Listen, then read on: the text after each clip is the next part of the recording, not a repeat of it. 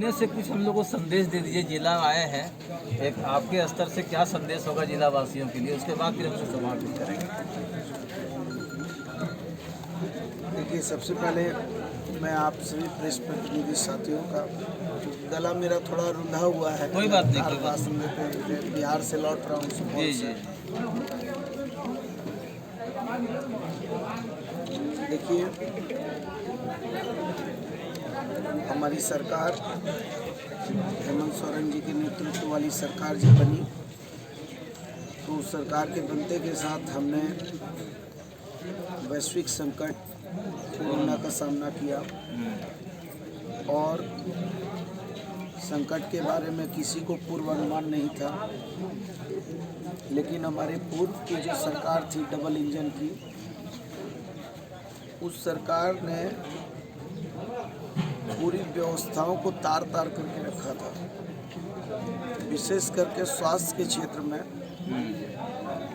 एक भी RT-PCR lab नहीं थी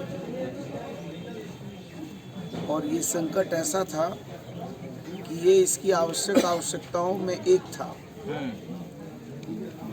हमने 7 जगह RT-PCR लैब स्थापित किए और कुछ अभी रास्ते में है बनने के लिए। सैकड़ों की संख्या में ट्रूनेट मशीन को हमने राज्य के विभिन्न अस्पतालों में देने का काम किया है। साथ में चूँकि एक समय ऐसा था कि लोग बहुत भयभीत थे इससे, किसी को ये समझ में नहीं आ रहा था कि इसमें वेंटिलेटर की क्या उपयोगिता है या ऑक्सीजन की क्या उपयोगिता है या इसके नियंत्रण के लिए हम क्या करें। तो हम सारे लोग अनजान होने के बावजूद भी इस सरकार ने जहां वेंटिलेटर की आवश्यकता थी वेंटिलेटर उपलब्ध कराए, जहां ऑक्सीजन की आवश्यकता थी ऑक्सीजन उपलब्ध कराए। और आप देखिए कि आज के दिन में देश की रिकवरी रेट से बेहतर रिकवरी रेट लगभग 95% आज के दिन में हम रिकवरी रेट के पास हैं। और जो मृत्यु दर है देश का 1.60 का 60 का, हमारा मृत्यु दर 0.86 है। वो भी आ जाए। हमारा ये मानना है कि एक भी मृत्यु दुखदाई है, दुख होता है, लेकिन जो लोग भी राज्य में मरे हैं उसमें 95% लोग ऐसे हैं जिनके मल्टी ऑर्गन फेल हुए हैं, जो पुराने डिजीज थे और उसके बाद भी हम लोग अभी तक लगातार नियंत्रण की दिशा में कारगर रूप से मुख्यमंत्री जी के नेतृत्व में कदम उठा रहे हैं। दूसरी बात है कि जो कुछ प्राइवेट लैब को हमने अधिकृत किया था उनको 4500 रुपये पूरे देश में वो ले रहे थे, हमने उसकी समीक्षा की, समीक्षा करके 2400 रुपये किया, 2400 को घटा के 1500 किया। इस बीच में राज्य के जो प्राइवेट नर्सिंग होम और हॉस्पिटल थे उसमें से लगभग 75% लोगों ने हाथ खड़े कर लिए थे, जबकि उनके मानवीय दायित्व थे। उन्होंने जो शपथ ली थी उसके विरुद्ध जाकर 25% केवल अस्पताल प्राइवेट और नर्सिंग होमों ने इस विपदा की घड़ी में सरकार के साथ खड़े रहे। लेकिन इसके बाद भी हमारी सरकारी व्यवस्थाएं इस विपरीत परिस्थिति में मजबूती से खड़ी रही। हाँ, ये जरूर है कि इन व्यवस्थाओं को कमी खामी है। MCI का जो गाइडलाइन है उस गाइडलाइन को पूरा करने के लिए हमें बृहत मात्रा में लोगों की भर्ती करनी है, चाहे वो डॉक्टर हो, पैरामेडिकल स्टाफ हो, चाहे स्वास्थ्य से जुड़े और लोग हों। और हम इस दिशा में कारगर कदम उठा रहे हैं और उसी की कड़ी में हम लोगों ने रिम्स में भी बहुत सारी नियुक्ति जो पड़ी थी उसमें 188 लोगों को नियुक्ति पत्र देने जा रहे हैं, माननीय मुख्यमंत्री जी के द्वारा दिया जाएगा। और राज्य जो है तेज गति में विकास की ओर अग्रसर होने के लिए हम प्रतिबद्ध हैं, लेकिन इस संकट में के साथ हमारे खजाने खाली थे। हमारे ऊपर 5,000 करोड़ का डीबीसी का कर्जा हमारे माथे पर थोप दिया गया है। फिर भी हम इस राज्य को, जो हमारे प्रवासी भाई आए, झारखंडी भाई आए, उनको हम लोगों ने समुचित व्यवस्था की। उनके लिए कई तरह की योजनाएं भी लागू की गई हैं, चाहे खेल का हो, एग्रीकल्चर का हो, या मनरेगा से और जोड़ने का काम किया है। हम निश्चित तौर पर हम हमारे मुख्यमंत्री जी के नेतृत्व में इस राज्य को आगे ले जाने के लिए वचनबद्ध हैं। और अभी जो 2 उपचुनाव हुए हैं, ये दोनों उपचुनाव में हम मजबूती के साथ दोनों उपचुनाव जीतेंगे। और जो हमारे विरोधी लोग समय समय पर जनता को गुमराह करने के लिए बचकानी हरकत करते हैं और ये कहते हैं कि 2 महीना में सरकार गिरा देंगे, 3 महीना में सरकार गिरा देंगे, उनको ये समझना चाहिए कि ये झारखंड है और यहाँ के लोग बिकाऊ नहीं हैं। इनके सपने जो हैं वो कभी साकार नहीं होंगे। गाछ में भी कटहल उगा नहीं है कि होठ में तेल लगा लिया है कि हम खा लेंगे। मुंगेरी लाल के हसीन सपने देख रहे हैं। तो हमारी सरकार पूरी बहुमत की सरकार है, स्थिर सरकार है।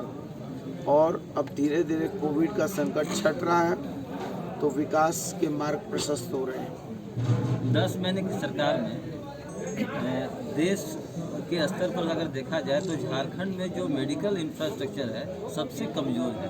आज अपने ज़िले में भी एक मेडिकल डॉक्टर जो हैं, डीएमएफटी के डॉक्टर, 7 महीने में वेतन नहीं मिला, वो मर गए। और ऐसी घटनाएं हो रही है। इन घटनाओं के पीछे सरकार क्या, जो दोषी तत्व हैं, जो अधिकारी हैं, उस पर कोई लगाम है? और दूसरा, जो ज़िले में जो डॉक्टरों की कमी है, सबसे मेन इशू वही है, डॉक्टर की कमी है। आपके किसी भी पीएचसी में डॉक्टर नहीं है। भवन बने हुए हैं, 3-3 करोड़ के भवन बने हुए हैं, 10 साल से भवन बने हुए हैं, उसका उद्घाटन नहीं हो रहा है। इन सभी बिंदुओं पर भी कुछ आपका होना चाहिए ध्यान। ये सबसे बड़ी बात है कि हमारी सरकार बनते के साथ हमने एक संकट झेला जो अभी तक चल ही रहा है। हालांकि उसका हमने नियंत्रण करने की दिशा में कारगर कदम उठाए, लेकिन पूर्ववर्ती सरकार ने जिस तरीके से निर्जन क्षेत्र में, जहाँ की कोई आबादी नहीं है, जहाँ पर कोई का स्वास्थ्य लाभ होना नहीं है, वैसे क्षेत्र में केवल इंफ्रास्ट्रक्चर इसलिए खड़ा कर दिया कि अपने लोगों को ठेका पट्टा देना है और उससे धन उगाही करनी है। हम लोग, ये सही है कि राज्य में चिकित्सकों की कमी है, ये सही है कि हमारे स्वास्थ्य विभाग के कर्मियों की कमी है, और इस चुनौती को हम स्वीकार भी करते हैं। लेकिन ये जो पूर्व की सरकार थी, जिस सरकार ने मूवमेंट झारखंड लाया, हाथी उड़ाया, यहाँ का जो है आम जनों का जो है राजस्व की क्षति की, यदि वो लोग चाहते हैं तो डबल इंजन की सरकार थी, बहुत अमूलचूल परिवर्तन होता। क्योंकि फेडरल गवर्नमेंट है इस देश में, संघीय ढांचा है। हम हो सकता है कि एक दूसरे के साथ वैचारिक परस्पर मतभेद हो सकते हैं, लेकिन हमारी एक दूसरे के साथ सहयोग की भूमिका जनहित में परस्पर होनी चाहिए। तो निश्चित तौर पर आपकी बात से हम सहमत हैं कि बहुत सारे अभी अस्पताल पड़े हैं। उसी के क्रम में हम अभी एक प्राथमिक स्वास्थ्य केंद्र में आए हैं। हमको ये मालूम है कि राज्य में बहुत बड़े बड़े जगह पर बड़ा बड़ा अट्टालिका खड़ा किया है, लेकिन फिर भी अब चूँकि खड़ा किया है वो इंफ्रास्ट्रक्चर, तो उस इंफ्रास्ट्रक्चर को कैसे हम सुचारू करें, इस पे हम लोग कार्य योजना बना रहे हैं। और डॉक्टरों की जो कमी है, आपने एक और डीएमएफटी फंड के बारे में कहा कि एक डॉक्टर की मृत्यु हुई है। जी जी। अब हो सकता है चूँकि आप पत्रकार भाई हैं इसलिए आप कह रहे हैं, तो आपकी बात से हम बहुत ज़्यादा इनकार नहीं करेंगे, लेकिन उसमें और भी कुछ तथ्य हैं जो तथ्यों को आप लोगों ने भी जी। टटोला होगा। जी। और हम लोग हर जिले में DMFT फंड से भी डॉक्टरों को समायोजित करने का प्रयास कर रहे हैं और कुछ कुछ संसाधन भी जुटा रहे हैं। और माननीय मुख्यमंत्री जी बहुत गंभीर हैं, हम लोग गंभीर हैं। आपको बहुत जल्दी आमूलचूल परिवर्तन इसमें दिखेगा। मंत्री जी, 19 फरवरी को आपने ट्वीट किया था कि परसा में एक हॉस्पिटल है 3 करोड़ से बना है, 2010 में बना था, उसको कि तुरंत चालू किया जाए। 20 फरवरी को तत्कालीन डीसी अपनी टीम भेज करके उसका रिपोर्ट ली है, अभी 8 महीना हो गया है। अच्छा, आप एक चीज़ बताइए, फरवरी में सरकार बनी, सरकार जैसे ही हमारी बनी, हम लोगों ने बहुत तेज गति में संज्ञान लिया, काम करने की बहुत दृढ़ इच्छा शक्ति के साथ। लेकिन आप बताइए, क्या आपने सोचा था कि हम लॉकडाउन में चले जाएंगे? क्या हमने सोचा था? क्या हमने कभी ये सोचा? हम तो वसुधैव कुटुंबकम के सिद्धांत को मानते हैं ना, कि एक दूसरे से मिलते हैं जुलते हैं। यहाँ तो ये स्थितियाँ हो गई कि हम लोग एक दूसरे से मिल भी नहीं सकते हैं, दूरी बना के रखना है, डिस्टेंस मेंटेन करना है। तो सारा समय तो जब सारी विपरीत परिस्थितियां हो जाए, तो मानव मूल्यों को रक्षा करने के लिए आदमी 1 पॉइंट प्रोग्राम पर विचार कर रहा था कि कैसे करके मानव की क्षति नहीं होगी, कैसे। अब कोई नहीं जानता था कि कितने लाख लोग मर जाएंगे, कितने हजार लोग मर जाएंगे। तो कहीं ना कहीं इस विपरीत परिस्थिति का भी आकलन और मूल्यांकन आपको करना चाहिए। और हम बिल्कुल तेज गति में काम करने की दृढ़ इच्छा शक्ति के साथ है और काम को बढ़ाएंगे। सर 15 लाख की आबादी पर जिले का लाइफलाइन कहलाता है आपका सदर अस्पताल, लेकिन पूरे जिले से लोग सब PHC CHC से सदर अस्पताल पहुंचते हैं। सदर अस्पताल में बहुत उम्मीद रहती है लोगों की, लेकिन यहाँ भी वही हाल है। आपके डॉक्टर का तो खैर कमी है ही, आप मूलभूत सुविधा में देखें तो शुद्ध पेयजल नहीं है, इवन कि शौचालय तक नहीं है, ICU बन के पड़ा हुआ है, वो बर्बाद पड़ा हुआ है, कोई यूज़ नहीं हो रहा है। आखिर कब आएगी इसकी उपयोगिता सामने? रेफर होता है, केस खाली रेफरल है तुरंत। नहीं, आप देखिए, हमारी सरकार अपनी बुराई को छुपाएगी नहीं। हम ये मान के चलते हैं कि पत्रकार हमारे आईना है, वो हमको दिखाएंगे, हमारी छवि बताएंगे, वो हमको कमी खामी के बारे में अवगत कराएंगे। हम पूर्ववर्ती सरकार की तरह नहीं है कि अपना गुणगान गाने के लिए और झूठे आंकड़े प्रस्तुत करने के लिए और जनता को गुमराह करने के लिए हम नहीं आए हैं। हम बिल्कुल मजबूती के साथ ये कहेंगे कि you do a mistake is not a mistake, you do not accept the mistake is the mistake, as the mistake that is the mistake. यदि हमसे गलती हुई है या गलती हम कर रहे हैं तो हम जरूर कहेंगे कहाँ यहाँ गलती है, हम इसके लिए माफ़ी मांगते हैं, इसकी पुनरावृत्ति नहीं होगी। हम अभी सदर अस्पताल भी जाएंगे।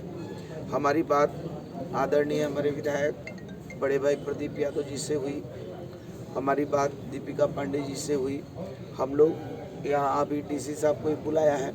हम लोग यहाँ 300 बेड के हॉस्पिटल को भी प्रयास कर रहे हैं कि 300 बेड का जो हॉस्पिटल है उसके लिए महागामा में कौन जगह, तो उसके लिए भी हम लोग जो है अभी DC साहब को मैंने कहा है कि उसका पूरा जो है प्रोजेक्ट रिपोर्ट भी हमको आप सुपुर्द कीजिए। और उसका कुछ पिटीशन वगैरह भी आया है, उस पे हम लोग वर्कआउट कर रहे हैं कि कैसे करके हम यहाँ 300 बेड के अस्पताल को यहाँ पर बनाएं, चालू करें। उसमें एक ही बात है कि उसमें जो हमको CCL के द्वारा तो ऑपरेशन PCL की, हाँ, तो जो ऑपरेशन उसका होगा मेंटेनेंस ऑपरेशन, हम लोग चाहते हैं कि वो चीज़ को उसी में समायोजित किया जाए, ताकि एक व्यवस्था में दूसरी व्यवस्था घुस के उस व्यवस्था को अवरुद्ध नहीं करे। तो इसके लिए भी कुछ कार्य योजना बनाने की ज़रूरत है। हम लोग उस पर काम कर रहे हैं और निश्चित तौर पर उस पर काम करेंगे। और सदर अस्पताल में जो चीज़ की कमी है, अल्ट्रासाउंड की मशीन की कमी है, जो कमी खामी है, हम जाएंगे देखेंगे।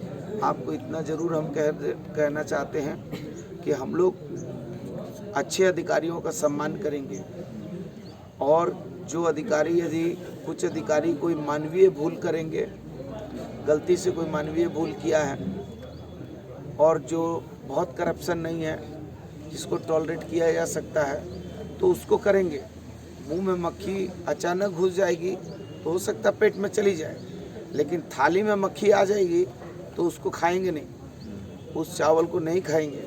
इसलिए यदि ऐसे अधिकारी हैं जो जानकर मेजर फॉल्ट कर रहे हैं और जान के उनको अपने दायित्वों का निर्वाह, चाहे वो हमारे सिविल सर्जन हो, चाहे हमारे और बड़े अधिकारी हों, यदि उन लोगों ने जनहित के मामले पर अनदेखी की और जान के यदि वो जनता के साथ जो है उनके हितों की अनदेखी कर रहे हैं, तो उस पर कड़ी कार्रवाई सुनिश्चित करेंगे। और करप्शन के मामले में यदि हमको पुख्ता सबूत मिलने लगेंगे तो हमारी सरकार ये ना देखेगी कि वो पक्ष है कि पार्टी है, ना हम अपना पक्ष देखेंगे ना दूसरा पार्टी देखेंगे और ना पूर्वाग्रह से ग्रसित होंगे। बिल्कुल मजबूती से सख्त कदम उठाएंगे, ज़रूरत पड़ेगी तो प्राथमिकी भी दर्ज करके जेल की सलाखों तक भी भेज देंगे। इसमें कोई किंतु परंतु नहीं होगा। लेकिन हाँ, यदि छोटा मोटा कोई गलती है, अब उसके चलते इतना प्रोसीडिंग करके इतनी मोटी फाइल बनाना, उसके लिए हम लोग सोचते हैं कि वो संभव नहीं। अस्पताल में सर चीज़ों की तो कमी है, लेकिन डॉक्टर की अनियमितता सदर अस्पताल में देखी जाती है। पिछले ही दिनों पड़ैया हाट की एक महिला सुबह के 10 बजे डिलीवरी के लिए भर्ती हुई और रात में 10 बजे उसका डिलीवरी हुआ, जिसके कारण कि उसके बच्चों की मृत्यु हो गई। और उसके बाद भी CS और DC को फ़ोन करने के बाद डॉक्टर संज्ञान लेते हैं। निश्चित तौर पर आप यहाँ की भी घटना बता रहे हैं। आपको याद होगा कि धनबाद में भी घटना हुई थी और पूरे धनबाद में PMCH में किसी को नहीं मालूम था कि बन्ना गुप्ता आया है, और मैं चुपचाप जो है पहुँच भी गया था और कुछ लोगों को सस्पेंड भी किया वहाँ। अभी तो देखिए सदर अस्पताल में हमारे CS को भी जानकारी हो गई है और अधिकारियों को भी जानकारी हो गई है। अभी मैं जाऊंगा तो पता चलेगा साफ सफाई युद्ध स्तर पे हो रही होगी। ठीक है, मैं सब चीज़ को समझता हूँ, लेकिन आपको विश्वास देते हैं 2 दिन कि पहले अचानक कभी आप लोगों को अचानक पता चलेगा कि अचानक कभी किस भेष में हम आके बैठे हैं। आप देखिए रिम्स में हम गए थे, जी जी, कोई नहीं जानता था कि मंत्री आया है, लेकिन एक गरीब बेबस लाचार बुजुर्ग आदमी जिसको खून नहीं उपलब्ध हो रहा था, मैंने जाके खून दिया था। बाद में लोगों को पता चला कि खून देने वाला आदमी मंत्री है। तो हमारी संवेदनशीलता जनता के प्रति बहुत मजबूत है। इसके लिए सिर्फ मैं आप पत्रकार वृंद से भी कहूँगा कि आप हमारे स्रोत हैं, आप हमारे स्रोत हैं, लेकिन आप कम से कम हमारे विषय को भी, हमारी भावनाओं को भी आप जो है लोगों तक पहुंचाएं, ताकि जनता, हम और आप तीन मिलकर सुधार की दिशा में मजबूत कदम उठाएं। अच्छा मंत्री जी, खाली आपके संज्ञान में दे देते हैं कि सदर अस्पताल में वायु वेस्ट मैनेजमेंट का कोई व्यवस्था नहीं है, और इवन जो प्राइवेट हॉस्पिटल हैं जहां ऑपरेशन होता है, जितने भी वो वेस्ट निकलते हैं बायोमेडिकल वेस्ट, वो सब शहर में ही कचरा कहीं न कहीं वो फैलता है।